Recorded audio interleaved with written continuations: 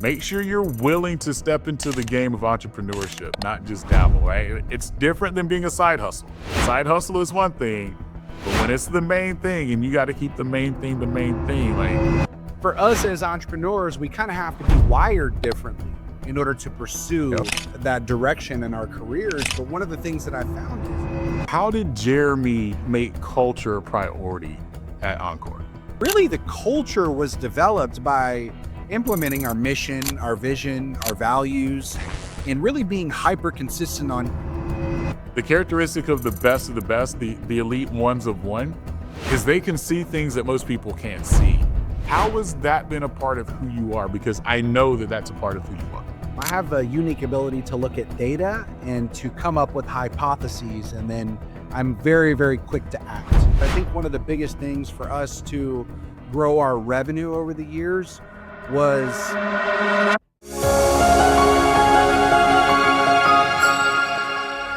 Welcome to Mick Unplugged, where we ignite potential and fuel purpose. Get ready for raw insights, bold moves, and game-changing conversations. Buckle up. Here's Mick. Ladies and gentlemen, welcome to another exciting episode of Mick Unplugged. And today we have an extraordinary guest who is the founder of Encore Search Partners, Houston's largest privately held executive search firm. Under his leadership, the company has been recognized as one of Houston's fastest 50 companies for 5 consecutive years. There were a lot of F's in there, Jeremy, that I was trying to get out. But please join me in welcoming the innovative, the driven, the accomplished, the man who now has to go get new taillights, Mr. Jeremy Jensen. Jeremy, how you doing today, brother? excellent, man. I'm doing well. Good morning. So you got to tell me, bro, like you just told me you had your taillight stolen at 3 a.m. What kind of freaking taillights do you have that people just want to go get? Well, now I don't want to tell everybody because apparently there's a great black market for them. Yeah. So I've got 2 cars that I park in my little circle driveway right in front of my house. The fancy car is in the garage. But I've got a BMW M8 competition. I've got a Ford Raptor, and somebody just came and just ganked the taillights off the Ford Raptor at 3 a.m. And so we caught him on camera. But you know, that's one of those things where we might just chalk it up to the game. Chalk it up to the game. You know, Yeah. with my insurance background, I literally have like 40 insurance agents in Houston right now that are just looking up to see if you're their client. So we have to be Yeah. Man, so Jeremy, very honored to have you on, man. Like, it's not every day that we get to talk to one of the moguls in the executive search game, man. So I would love for you to just share a little bit about your background before starting Executive Search Partners. Like, what made Jeremy, right? Like, I don't want to talk about the college dropout, but let's talk about the college dropout, right? Like, let's go deep into Jeremy Jensen. Yeah, man, there's probably a 5-minute answer and then there's a 55-minute answer. So I'll give you the 5-minute answer. Let's go. Born and raised in Alief, Texas, which is Southwest Houston, a very underprivileged, poor community. My mom had me at 16 years old. My dad left and abandoned my mom, my brother, and I at a very young age. He left whenever I was 8 years old. And my mom had to work 2 jobs just to make ends meet, right? To live in an apartment complex, right? In a decent area of town. And so, that forced me to kind of, make friends really easily because we were constantly moving all the time. My brother kind of didn't have the same skills, right? So instead of him developing friends easy, he kind of became the kid that just sat by himself during lunch in the cafeteria or in the library rather. Right. And so I'm glad that it had that effect on me, but played sports growing up, soccer in elementary school, football in middle school and high school. That taught me teamwork, competitive drive, coachability. And I was a standout, 7th grade, 8th grade, 9th grade, 10th grade. And then, man, it had always just come naturally to me. And then by the time we got to 11th and 12th grade, when you actually had to like put in the work and hustle and grind and spend that time into the gym, other folks just started lapping me, man. And that was a big ego hit for me. And And so I'm the kind of guy where a lot of the stuff, it kind of just comes natural, right? And then, I haven't really learned until now that I'm a dad, a father of 3 kids myself, that component about, focus, discipline, hard work. I recently went on a weight loss journey and lost 77 pounds over the last year.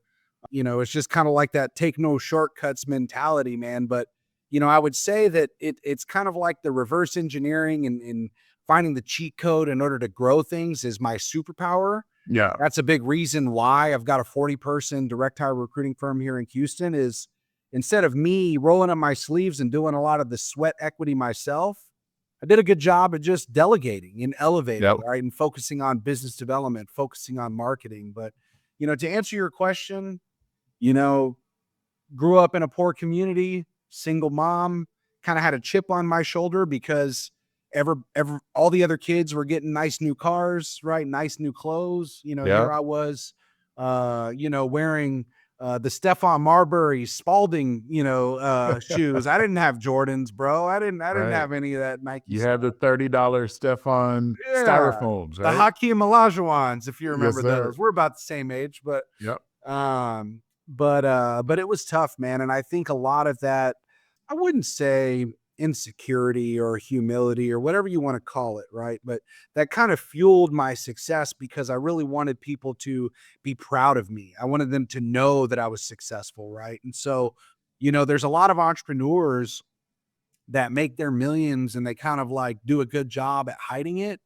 Well, I don't know if it was just poor Jeremy growing up and now he's successful, but I've got the Ferrari F8, right? I've got the M8 comp. I've got all of the shiny new objects and toys. And I think that it's really driven by that wounded child that grew up in the apartment complex in the nice neighborhood.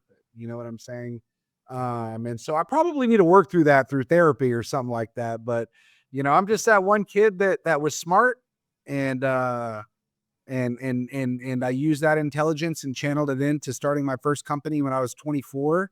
Kind of tweaking the business model at 26, and then here we are. Fast forward 14 years later, and we're number 1 in Houston. I love that, and that's an amazing accomplishment, man. I wanna unplug a couple of things that you just talked about in your opener. So, at Mick Unplugged, we talk about your because, that thing that's deeper than your why, right? Like, I could guess Jeremy's why, right? Like, you talk about, proving yourself, right? But your because is that internal thing that holds you accountable to doing whatever that standard or goal is every day. And so, it changes over time, right? Like, I'm sure your because when you were younger is not the same because that you have today. I'd love to talk just briefly about your because and how that transition. So, like, young Jeremy, what was that because? And I think we heard a little bit of it, right? Yeah. And then college Jeremy to entrepreneur Jeremy, like, how did your because change for you? Yeah, I mean, really, I haven't even thought, of those early days very much, to be quite honest, right? Yeah. I've been hyper focused on growing this business since 2010. As far as the because back then, maybe I wanted respect and admiration from people who I respect and admire, right? Yeah. And I don't think that that's changed over the last 30 years. I think what has changed is the people who I respect and admire have changed. You know what I'm saying? And so, when we're in high school, who do we respect and admire? The captain of the football team, the prom king, the head cheerleader, right? Yep. Yep. And maybe we wanted to vie for their attention, right? Vie for their respect and want to be included in the cool crowd, right? And maybe we were willing to sacrifice our morals or our character even sometimes in order to get access to that room, right? Yeah. And, I can say whenever I went through a divorce in 2019, the people who I respected and admired back then is very, very different from the people who I respect and admire now, right? I was idolizing the single dudes that were, popping bottles with the bottle girls, at 3 a.m. And I thought that was the standard for, what it was in order to be successful as a wealthy single man in the city of Houston, right? And I tried to pursue that lifestyle and realize not only does this not make me happy, it leaves me empty, right? No It leaves fulfillment, me 0 challenging my own fulfillment. self-worth and feel Yep, unfulfilled, right? And yep. it was kind of counterproductive than just fucking sitting at the house, watching Judge Judy at midnight on a Saturday night, right? But I've found true love here recently in the last 6 months or so, and it's a young lady that prioritizes health and fitness and nutrition and physical activity and traveling, and she's kind of really helped me reframe my mindset on what success looks like on Yeah. what on us driving into the future. Yeah, man. One of my good friends, accountability partner, mentor, Carlester Crumpler, he always asks me, Mick, is it about happiness or is it about joy and fulfillment? Because when you seek joy and fulfillment, what you realize is your true self. And that's what I hear with Jeremy, right? It's like, you know, throughout everything, it's like what fulfills you. And sometimes you need to empty the cup to get filled again with something new. And to me, that's what life and life journey is about, especially in the business side of things, right? Like when you're starting out and it's you and maybe one other person or you and a couple of people, or sometimes it's just you, right? Like that cup has to get filled and then it changes and that changes you as a human being too. And I say this all the time for entrepreneurs, especially those that are starting out. Make sure you're willing to step into the game of entrepreneurship, not just dabble, right? It's different than being a side hustle. Side hustle is one thing, but when it's the main thing and you got to keep the main thing, like make sure you're really prepared for those lessons that you're going to learn. And to me, again, I go back to joy and fulfillment because if it was just about being happy, I probably would have never lasted as an entrepreneur because happiness lasts until you got to make your first payroll. Right? Or It's or like, you know oh, what oh, oh crap, what's that? what's funny is us as entrepreneurs, and I went to a luncheon one time that was facilitated by a gentleman named Cameron Harold, who's the founder of the COO Alliance, very successful entrepreneur. But he showed like these 13 characteristics, and he went through them in the slide, and he goes, "What are these the characteristics of?" And then everyone said, "Oh, an entrepreneur." And then it went to the next slide, and it said, "No, a sociopath." Right. And so, Yeah. like for us as entrepreneurs, we kind of have to be wired differently in order to Yep. pursue that direction in our careers. But one of the things that I found is that happiness and success is a moving target, man, where it's Right. like when I started, it was like, man, if only I could make $250,000 a year, right? Yeah. And then I made 250, and then all of a sudden it was like, well, now I got to make 500. Then I had to make a million, right? And then when I was making $1 million a year, it was like, oh, now I got to have 20 employees. I got to have 30, 40 employees, right? And so now you fast forward 15 years and it's like, we're doing $1 million a month in revenue.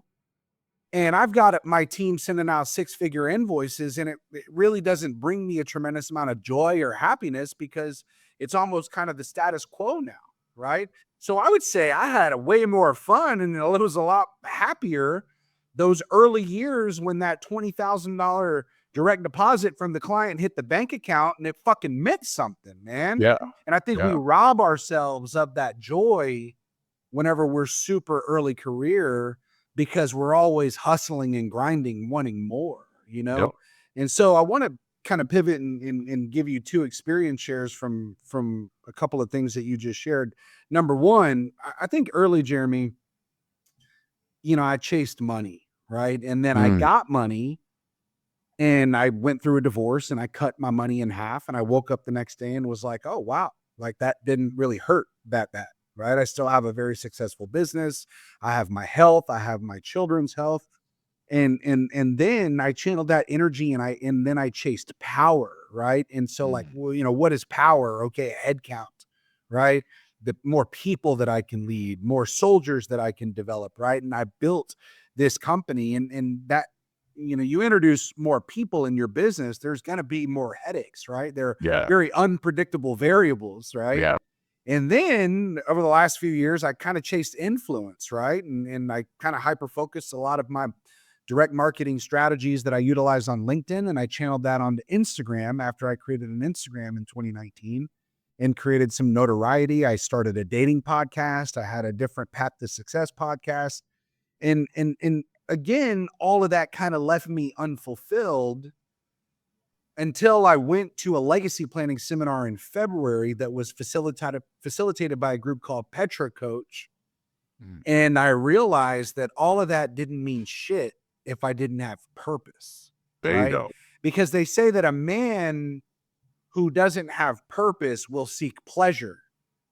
And I think we all know that pleasure is fleeting, right? That Yep. doesn't really bring true happiness. I Yeah. think true happiness as men is really bred in moments of achievement, right? When we're achieving. And it's really easy to hit these milestones when you're in your 20s, right? The first time you buy a house, the first time you set up your investment accounts, you buy that dream car that you wanted, right? You have kids, you build a family, you start a company, you hit certain revenue milestones. As me, as a 40-year-old man, it's much more difficult to hit that next level of achievement, Yeah. right? So Yeah. it's important to like really channel that humility and that gratitude component and be a little bit more comfortable in how far you've come and not how far you still need to go. I love that. I love that, man. So let's talk to entrepreneurs right now because you're, you know, best, fastest growing, best company in Houston, right? Like I'll brag for Jeremy so he doesn't have to, right? Like you are the gold standard in the city of Houston and the state of Texas. What that tells me is that you prioritize culture. And I think that that's where entrepreneurs, and I don't care any size, where they get it wrong, where they think, oh, I've got a team. I'm going to let my team do their thing. Your job as a CEO is to be culture. So, how did Jeremy make culture a priority at Encore? Yeah, I mean, it's definitely been about 8 years in the making. Whenever we were a small company, I'm flashback 2015, 2016, had 5, 6 employees. I knew that I was the best recruiter. I knew I was the best salesperson, the best at calculating commissions, right?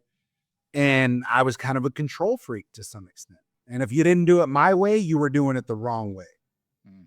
And mind you, I was in an unhappy marriage. I was going through a divorce. I was very arrogant, cocky. I was super, super aggressive in the way that I communicated with my team. And that bred a tremendous amount of turnover. Mm. And then in 2016, I brought in a vice president to help come implement processes, systems, and accountability. And he brought a system called EOS, the Entrepreneurial Operating Yep. System, right? Yep. And he's actually my EOS integrator.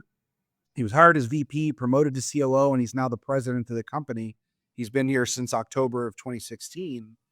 And really, the culture was developed by implementing our mission, our vision, our values, and really being hyper consistent on interviewing, coaching, hiring, firing to those core values.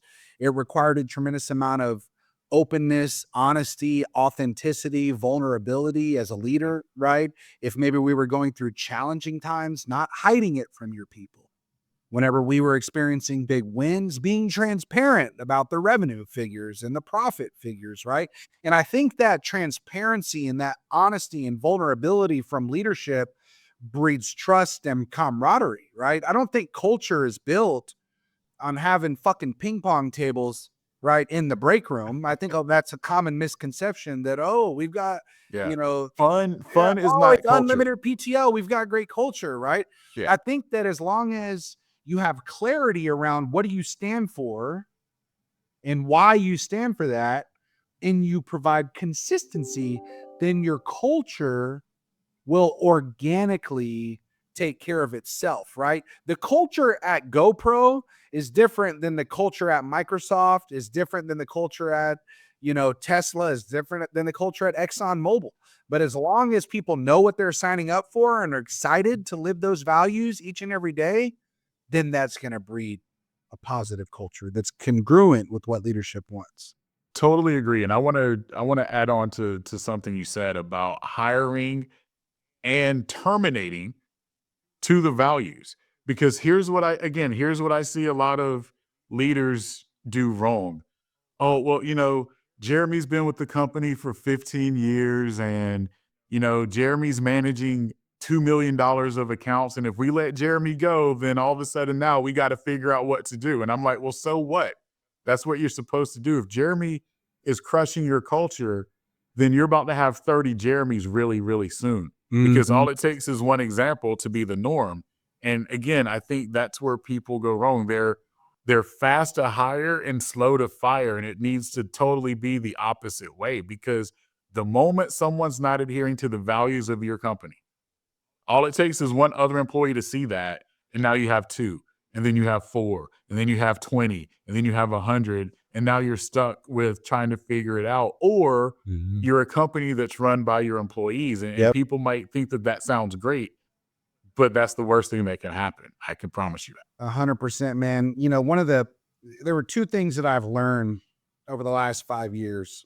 The first thing that I want to share with your listeners is, if you fire your top salesperson, right, because they violate core values, or they're toxic or combative or whatever you want to say, right?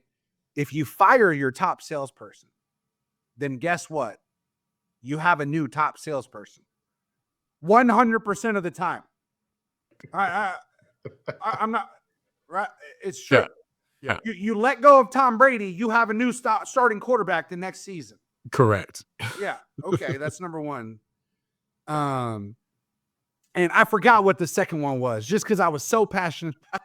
No, that's Yeah. it, right? So you've got to be quick to fire and not let the rest of the team see that you tolerate that, because I will tell you, your culture is the equivalent of the least value that you accept. So if you accept tardiness, that's your culture. If you accept cutting corners, that's your culture. Absolutely. And another thing that we rolled out, I remember what it was now. One of my colleagues in EO, the Entrepreneurs Organization, went to, kind of like an executive education strategy session at Harvard last year.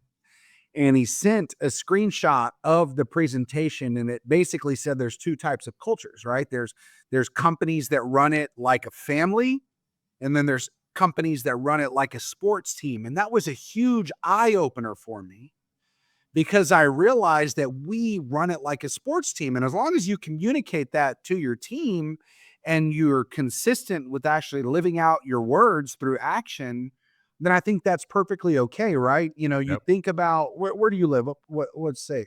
South Carolina. South Carolina, right? So Cam Newton was a great quarterback for many years for the Carolina Panthers, right? Yep. But that didn't mean anything until whenever he wasn't performing to the standard of what he was being paid for, right? And so unfortunately, they had to make a change, right? And so we tell our team, we don't care how much revenue you've generated for the company in your history with the organization, we're going to hand the ball off to the person that gives us the highest probability to score, right? And just because you've been here for 6 years doesn't mean that you get exclusivity to those key accounts. If I have a rookie, right, that's coming in and he's got the right skills, experience, work ethic in order to increase the probability to close, right? And so that consistency really breeds them self-managing themselves, because it doesn't allow complacency. I freaking love that, because when I talk to organizations and I'm working with the sales team, I pretty much mimic that exact same thing when I'm talking to the CEO or the VP of sales. I'm like, okay, let's think about this. You say that you have your salespeople in different niches, and if it's this type of niche, it always goes to Jeremy, right? Well, Jeremy knows that, and I promise you, Jeremy's getting complacent, and he's not going to be as hungry, because he knows you're feeding him 100% of that business. If Jeremy has competition, and if Jeremy is the salesperson that you think he is, Jeremy's going to start rising and closing faster and producing more. And again, I think another, I say myth that CEOs follow is, I'm going to silo these people into these silos. I'm not saying that silos aren't right, but you can't have a 1-person silo and expect that silo to be the best silo that it could ever be. Absolutely true. Yep. So let's talk about the success you've had in Houston with your company, man. Like, again, culture's dynamic. I know that that's there, but it also takes that visionary, which is Jeremy. It takes that visionary to see where the world and where the trends are going. And that's why I applaud you for being one of the top 5 CEOs in the world that I know, right? Like literally, and I mean that from my soul, bro.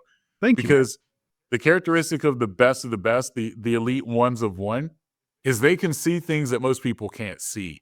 And they know how to build the plans before that they can become a problem or a challenge so that you can build, hey, we're going to run into this obstacle. Here's going to be our plan of attack. Doesn't mean it always works, but at least you know that it's coming. How has that been a part of who you are? Because I know that that's a part of who you are.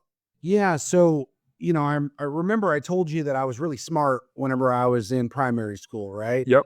And so I have a unique ability to look at data and to come up with hypotheses. And then I'm very, very quick to act, right? Yeah. Once I have information, I don't really sit on it, right? And, unfortunately, sometimes I get it wrong because I move very quickly. But more often than not, right, because it's an educated decision, right, it pays off, right? And so, really analyzing the data, looking at market trends, I think one of the biggest things for us to grow our revenue over the years was, I think I saw on LinkedIn where a company paid McKinsey to come in, and they paid him $2 million in consulting fees in order to come up with a strategy in order to increase revenue. And after paying him $2 million, they told him, well, we suggest that you increase your prices by 10%. And it was like, yeah, no shit, right? Like if I just increase my price, then my revenue is going to go up. But it was a big eye opener for me because it was like, it takes the same amount of energy to take a deal from origination to close, whether it's a 10K fee or whether it's a 100K fee. Yep. Right. And if we focus on building a brand around 100K fees, and we become very consistent with direct marketing to potential buyers for 100K fees, right? Then that will obviously help increase our revenue with just, the same level of labor, right? In-house, the same number of people. And again, it was really watching, Steph Curry, in the NBA, and saying, hey, look, if I have a 50% chance at making a 2, but a 40% chance at making a 3, well, I'm just going to shoot threes all day. Right. That was a massive game changer for us in business, just to have the discipline to walk away from the easy fucking sales and to be hyper consistent on our messaging and our branding in order to go get threes all day. There it is. I love that, man. Yeah, and I'm We're sure that getting you tell your clients that, right? Like, what is our core focus? Who's an A client, right? Why do these A clients buy from us? Who's the number one person in the market? How is their brand different than our brand, right? Is there some confusion? What's, a lot of times it's tweaking the brand might be a way to increase revenue by 33%. Dude, I tell people all the time, and when people hire me to come into their business, I tell them all the time, growth and scaling isn't as hard as you think it is. It's discipline. And it really is. It's not easy, but it's just discipline. It's how do I not get distracted by low hanging fruit? How do I not make other people's priorities my priorities? And then scaling isn't hard, right? There's no rocket science to scaling, right? Like, hey, if I've got to sell 5,000 widgets, then let's go sell 5,000 widgets, right? I don't need to figure out, the quantity of this and the color of this. No, I just need to sell 5,000 freaking widgets. Let's just go sell 5,000, right? Yeah, one of my good friends, he's a client of mine. They're an ammo manufacturer, right? So he's got 30 employees here in Houston, and then he's got a factory in Mexico with 2,000 employees that just make ammo all day. And for years, he's been selling, right, to local police departments and sporting goods stores. And then, a couple of years ago, he's like, why can't I sell to like the nation of Israel, right? Yeah. Saudi Arabia, right? And so by being hyper focused on chasing that business, he's been able to 10x his revenue, right? Just because he's targeted the right clients through focus, discipline and accountability, right? That's what you talked about, that lack of discipline where people can get distracted. I think that focus and discipline are critical, whenever you're an entrepreneur. Dude, I think we just need to do a masterclass for CEOs. Charge everybody like 25 grand to sit in on this masterclass, and we together will help them scale their business in 2 hours because we can do it. Yeah, well, it's funny. Another big light bulb moment came for me whenever I started to consume different fucking content, man. Whenever I first created that Instagram in 2019, my feed was like bikini models, right? And the algorithm almost knows us better than we know ourselves sometimes. And then I started to retrain the algorithm to where now it's Alex Hormozy, right? Yeah. Cody Sanchez, right? You've got so many thought leaders in the B2B space where we can get those masterclasses for free. Yep. Just by retraining the way that we think, man. Absolutely. Freaking love it. Jeremy, I know you're a busy guy, so I appreciate you taking some time just to talk to the viewers and listeners. What does Jeremy have going on? What's coming up next for Jeremy?